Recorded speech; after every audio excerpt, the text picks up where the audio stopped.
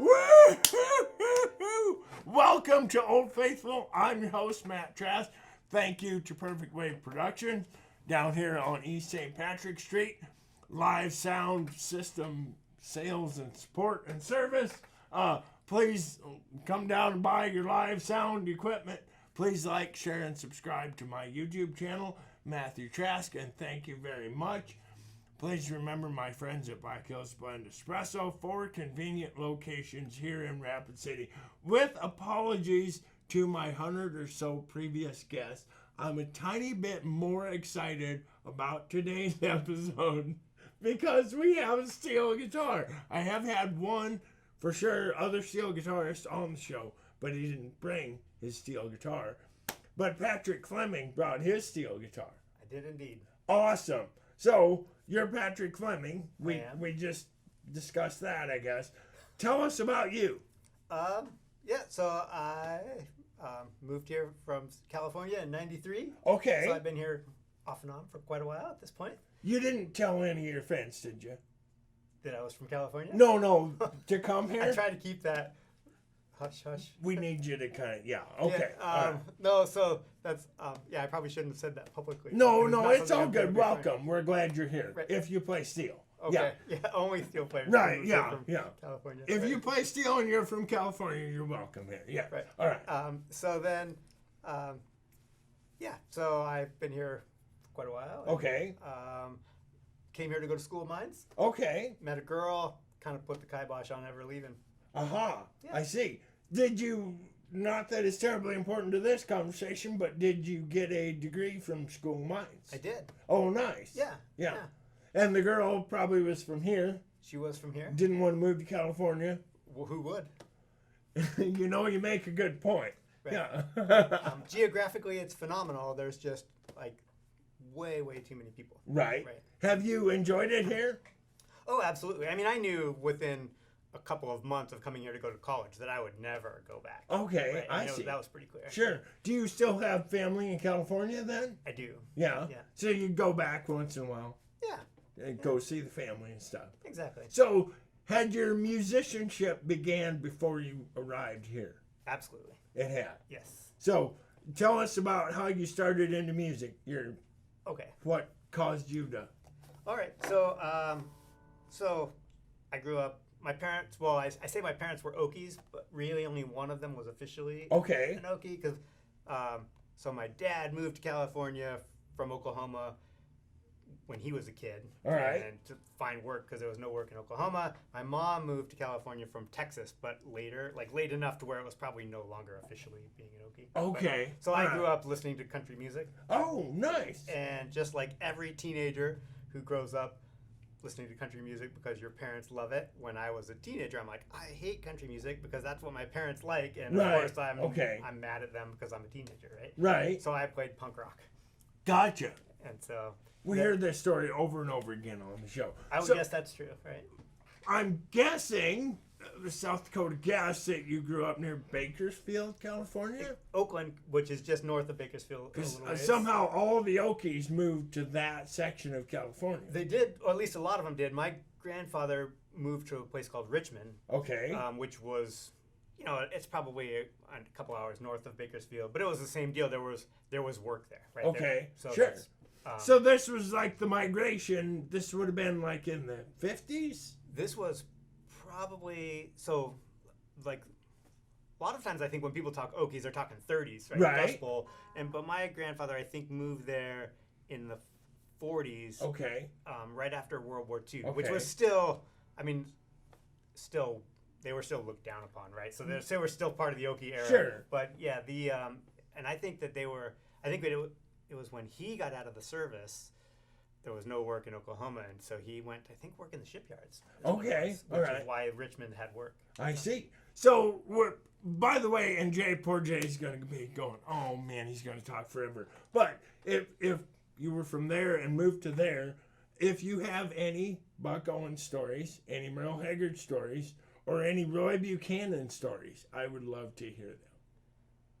I've never actually seen or never seen any of them in person. Well, Unfortunately, okay. I'm sad to say. It'll be a shorter show. I did drive by Sam's place Oh, nice. You know the song? In right? the song. In Sam's the song. place. So that was a club in Richmond, and it was a sketchy place. So you must not have went in? I was still too young. Oh, you were still too young. Yeah. So we listened to country music. Your parents loved country music, so you didn't. Exactly. So you played punk rock. So I played punk rock. Okay. Moved to South Dakota. Continued to play punk rock. Okay. Yeah. So were we in any bands during this time? Yeah, absolutely. So I played in bands off and on for a long time. Okay. And I was playing in a band with a guy named John Miller, who, if you haven't had on the show, you should. He's a great songwriter. John Whalen Miller. He's great. But he and I had played in bands that would play together, and we occasionally would play in bands together. All right. And he and I were discussing the fact that we love old country music because by that point we were no longer so young that we hated our parents anymore, right? So of course we liked country music, right? And we're like, well, we should start a country band. And it's like, let's do it. And he's like, but you can't have a country band without a steel player, right? And so we scoured the town for a steel player, and I think we found two, one of which was really busy, and I don't even think we tried to talk to him. He was just busy and wouldn't have anything to do with us. And the other one was like 80 and didn't want to play with a couple of college-age punk rockers. Right. So we were kind of out of luck, and so that kind of put the band on hold because it's not worth having a country band if you don't have a steel player. Sure. That was, I guess. This is not a bad rule, by the way. I like this rule. Okay. Yeah. So then, so years went by, and that plan kind of fizzled, and so. At one point, so there was a dry spell where I was not in a band. Like somebody I was playing with had a kid, so then the band dissolved. Everybody's busy, and I was just thinking it's time to get things going again. It's time to start playing music, and I just happened to go see Dwight Yoakam, right? Which, and I was like, man, like I think I'm going to start a country band rather than a punk rock band. Right. This is just amazing, right? And so I went home and wrote 4 or 5 country tunes and shopped them around to some people to see if they might want to do it, and found some people to play. So we started playing, Bakersfield honky-tonk country type music. And after a year or so of that, I'm like, you still need a steel player, but I couldn't find one, so I bought a steel. Guess I'll have to do it myself, you said. Exactly. Was this your first steel? This particular one was not. So, okay. Steel is an instrument that is,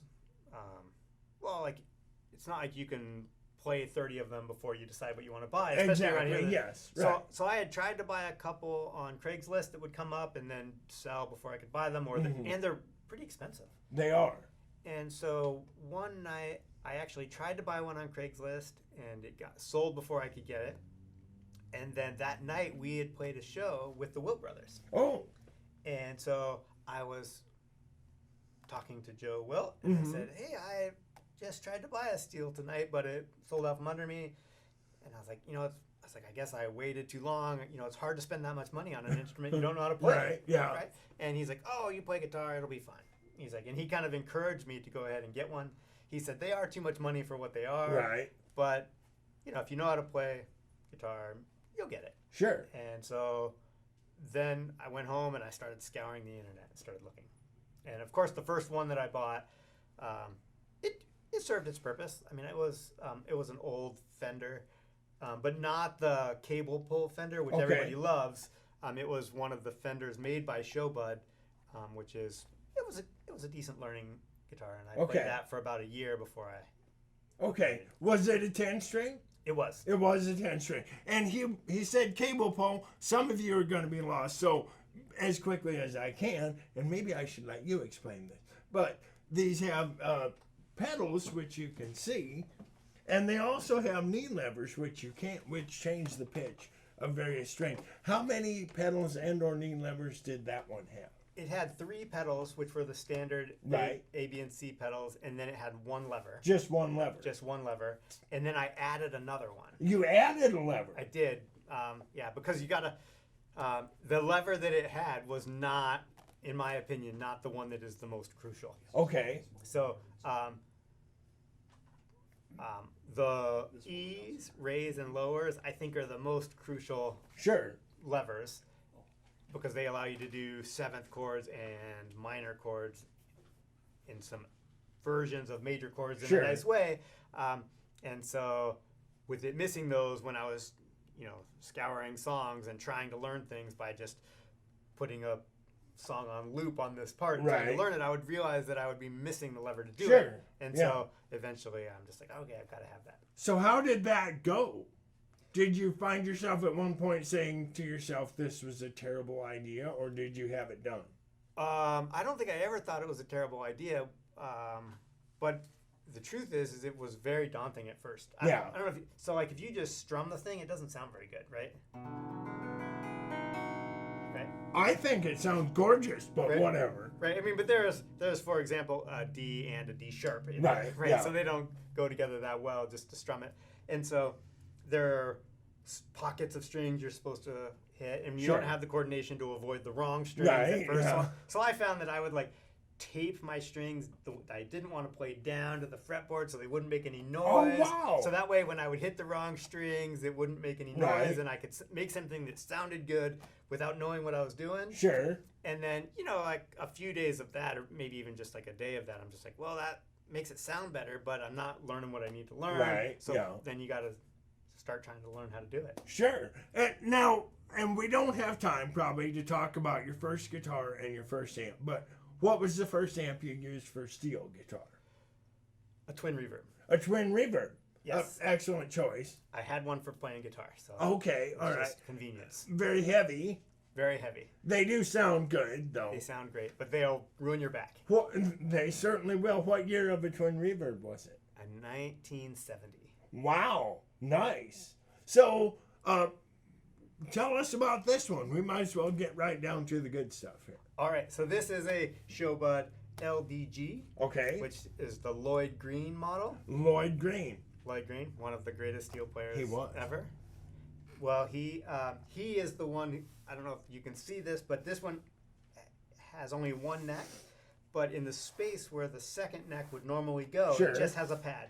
And Lloyd Green's the one who came up with that idea. Okay, all right. So this model of guitar is the first guitar that they call the SD10, which stands for a single double 10. Okay. Which is so there was, typically you would have a one neck guitar, which was the S10. Right. You would have the D10, which had two necks, and then Lloyd Green came up with this idea that, well, I'm only going to play one of them, but I like having this back space to put my arms on. So he came up with the SD10, which had this. Nice. Yeah. I never knew that. SD10 stands for single double. Yes. Nice. Huh. And this is, getting rather technical for the nerds, this is an E9 neck. This is an E9 neck. And that means it's tuned more or less to an E9th chord. You do not have the double, the C6 neck. Right. Because you're not in a Western swing band or anything. Well, and the real reason I don't have one is because I don't know how to play it. Okay, all right, gotcha. So, is this the setup that you use right now? It is close. So the amp that I'm playing through right now is not the amp I play through. Okay. This is a Princeton Reverb, which sounds great at relatively low volume. Okay, all right. And so I guess I use this amp if I'm going to play with friends who are playing acoustic guitars and we're just playing quietly. Sure. This amp sounds phenomenal. But if you turn this amp up very loud, it starts to get a little bit distortion-y. Right. And it's great for honky-tonk guitar when you want that Telecaster twang, but that's not what I'm looking for this. So I built another amp that is basically a super reverb. So this is about 14 watts. The twin reverb is 100. Right. And the super reverb is about 45. Yeah. And so it gets louder before it starts to distort. Sure. So that's what I'm currently using for this. Okay. All right. And just the one besides the pitch changing levers and pedals, just the volume pedal? Yep. Yeah, so I usually just plug straight in. I don't do a lot of effects. I know a lot of people add a little bit of digital delay. Some people even use, there are organ simulators and dobro simulators. Right. I'm not very good with that stuff. I know some people are they're like, oh, you shouldn't have to use them. Shame on you for using them. I don't feel that way at all. There's always the purist. Yeah. Yeah, I mean, if I could actually make those things sound good, I would use them. But the more stuff I plug into, the worse it gets. Right. For me, I'm just not any good with getting that stuff dialed Tweaking the knobs. Yeah, so I just play an amp that has reverb, so I get reverb from the amp. I plug into it, and that's And there you go. There I go. So a couple more questions. Is that a Hilton volume pedal? It is not. It is not a Hilton. Well, get off my show then. So this is a Goodrich volume pedal. Oh, it's a Goodrich. Oh, you're fine. Okay, you're welcome back. Okay. Yeah. And so Goodrich and Hilton are probably the two most popular pedals. They are. The Hiltons are active, which means you have to plug them in. Oh, okay. All right. And Goodrich makes one that is just a pot style, as well as one that is active that you have to plug in. And this one is just a pot. So it just basically has a volume pot inside it. All right. And so I don't need any extra things to plug in. Sure. And that was my primary reason for going with that route, is that you don't have to worry about dead batteries or extra cords to plug in.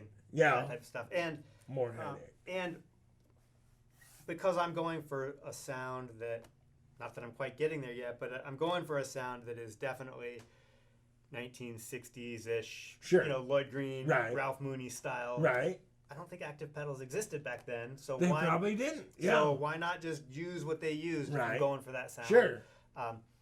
The modern steel sound is very different these days. I mean, it's not as bell-like. It's got a little bit of edge and brightness to it, and that sounds great, but that's not the sound I was going for. Sure. And this seems to get me there, so well, nice. And then what kind of a bar do you use?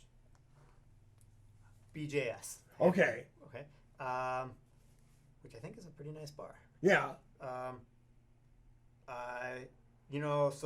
Like I said, I've been doing this now a few years, and the first year of playing, I bet I bought 5 different bars. Sure. Just trying to find one that worked for me. And the BJS is a really nice bar, but the bigger part of it, I think, is the size, length, and diameter. And, you read stuff on the forums about it, and people are like, you need a bigger, heavier bar to get more sustain or tone and other.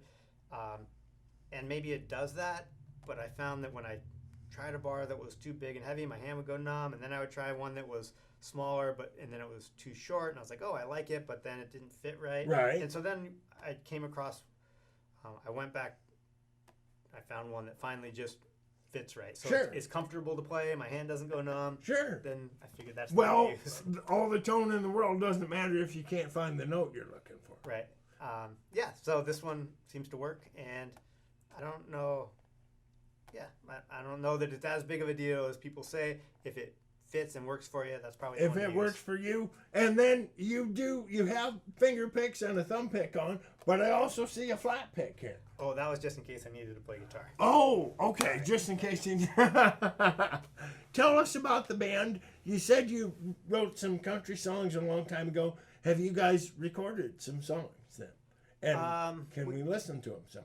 Tell us about the band. Okay, so so I play in 2 bands. One of them I just play guitar and sing these days because our other guitar player had another kid and had to quit, so I quit. And he used to play some songs and sing, and so I would play this on those songs, but now I just play guitar because we only have one guitar player. And that band is called Dear John Doe. It's mostly originals. We usually do 2 or 3 covers a set, but mostly we play originals. And then I play in a second band called the Lite Orchestra. Okay. Which is mostly covers, right? And we play a couple I love that name. So it's John Miller. Right? Okay. All right. Jay Waylon Miller is the guy who plays guitar and sings in that band. And so we're the Lite Orchestra. I see. Nice. So have either of these bands recorded anything? Sort of. I mean, I guess, so I'm terrible at recording. Okay. I've got a computer in my basement, and I can come home and after work at 4 o'clock, and I can record a song that is done by the time my wife gets home at 6, and it'll sound okay. And then I think, okay, that's a decent song. Now I'm going to do a good recording of it, and I spend a whole day trying to record the song, and it sounds like a tiny bit better. So I just never get that motivated to do it because I don't have the technical recording skills to get good recordings. Okay. All right. So we have lots of demos. Okay. I usually write a song, I will record it with bass, drums, guitar, vocals, maybe even some backup vocals that I have in mind. but I play like very few fills, very few turnarounds, just straightforward, as stripped down version as I can, because I don't want to tell the guys in the band what turnarounds they should do or what fills they should do. So I try to play it as straightforward as possible so that they can get the idea of the song, but then put their own flavor on it. Right. And not feel like they have to play something I played. Okay. And I usually do that and let them hear the song. They listen to it a couple of times. Okay. And then we start playing it. So you're not a big presence on Spotify or iTunes or anything? I would guess there's nothing. Okay, all right. So guess. We just have to go out to a honky-tonk to hear these songs. That's probably a fair bet. Well, hey, and I should ask, what kind of a guitar do you play in the one band? Telecaster. A Telecaster. Yeah. Through the Twin Reverb or the Super Reverb? I actually play through this. Oh. Now, I used to play through a Twin Reverb, but I got tired of carrying it. Right. And it is too loud. They really are. Right. Yes. I mean, to be honest, like, if I was playing outside in a place that was really big and there was only vocal mics and no sound support, I think it would be great if you wanted to play. But if you are playing smaller clubs or you have good sound, the truth is I can't turn it up loud enough to get the tone I want out of it without being too loud for the sound guy. Right. And so that's where this came from. Was a way to get something that is lower wattage. I can sound the way I want and not be too loud, but it's still loud enough to keep up with a band. And that is a very good looking amp. I hope we get it in the shot. Incredibly good looking amp. Well, thank you. Yeah. It's a homemade amp. It is, really? Yes. So, wow. I have to thank Scott and Steve for that. So I decided I wanted to build an amp, and there are plans online for building twin reverbs or super reverbs or pretty much any amp you want to build. And I asked them if they would be interested in helping me out. I said I could buy the kit, or you guys could help me pick it out. So they put together a bag full of parts that had all the parts I needed to build it. Wow. And so then I built it. Yeah. And this was the first amp I built. And it is still my favorite amp. Wow. I've built a few more since then. That, different amps have different places, but this one is still my favorite. Huh. I can't believe we got to like 25 minutes before I figured that one out. Yeah. That's quite a story. Yeah. So it is basically a Princeton Reverb, sure. like a 1965 or something Princeton Reverb, but it is all new. I just built it this summer out of a bag full of resistors and capacitors and a couple of transformers. Cool. Yeah. Do we have anything else that we need to talk about? Wasn't there lots to talk about? I don't know. Yeah, we probably need to wrap her up a bit. Okay. Thank you so much for being on the show. Well, thank You're you welcome for having back me. with your Telecaster. Oh, well, I would be honored to come Yeah, back with my Telecaster. absolutely. We'll have you back on with the Telecaster. And Joe Wilt, you're welcome back on with your steel guitar. Please, this is Joe, by the way. I wouldn't actually have this guitar if it hadn't been for him. That's right. I did mention, but I just wanted to say thanks. Yes. We never got around to the story about how you bought this guitar, but I think we'll save it for next time. All right. So, sounds great. Remember my sponsorship with Trask Hay LLC. Large, round, and square bales, but more importantly, custom haying services. Call Joe Trask, 515-0858. Paul Franklin says, change your string. That's something else I forgot to ask that we don't have time to talk about. But that's okay. Are you ready to play us out? Thank you so much for being on the show. Well, thanks for having me. I really appreciate it.